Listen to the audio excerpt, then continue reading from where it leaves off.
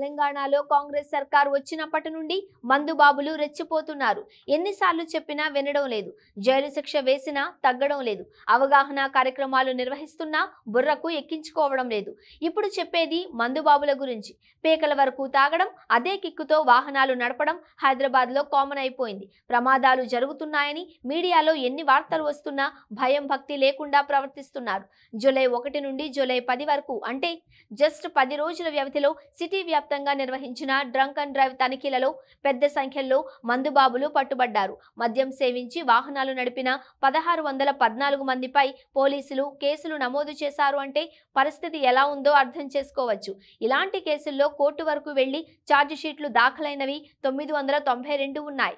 వీరిలో 55 మందికి 15 రోజుల జైలు శిక్ష వేశారు న్యాయమూర్తులు. 8 మంది డ్రైవింగ్ లైసెన్సులు రద్దు చేశారు. కాగా తాగి వెహికల్స్ నడిపిన మందుబాబుల నుండి 21,36,000 రూపాయల ఫైన్ వసూలు చేశారు పోలీసులు. డ్రంక్ అండ్ డ్రైవ్ లో దొరికే వాహనాలలో ఎక్కువగా బైక్స్ ఉంటున్నాయని పోలీసులు చెబుతున్నారు. అదే పనిగా డ్రంక్ అండ్ డ్రైవ్ లో 2 సార్లకు మించి దొరికితే శాశ్వతంగా డ్రైవింగ్ లైసెన్సులు రద్దు చేస్తామని పోలీసులు వార్నింగ్ ఇస్తున్నారు. డ్రంక్ అండ్ డ్రైవ్ చేయడం వల్ల అమాయకుల ప్రాణాలు పోతున్నాయని, ఇలాంటి వారిని అస్సలు ఉపేక్షించేది లేదు అంటున్నారు పోలీసులు. మరోవైపు రాంగ్ రూట్ లో వాహనాలు నడపడం వల్ల ఎక్కువ ప్రమాదాలు జరుగుతున్నట్లు గుర్తించిన పోలీసులు అలాంటి వారిపై కేసులు బుక్ చేసేందుకు స్పెషల్ డ్రైవ్ నిర్వహిస్తున్నారు. రాంగ్ సైడ్ డ్రైవింగ్ చేస్తే ఇంతకు ముందులా ఫైన్స్ వేసి వదిలివేయడం ఉండదు అని, కేసులు నమోదు చేస్తామని హెచ్చరిస్తున్నారు.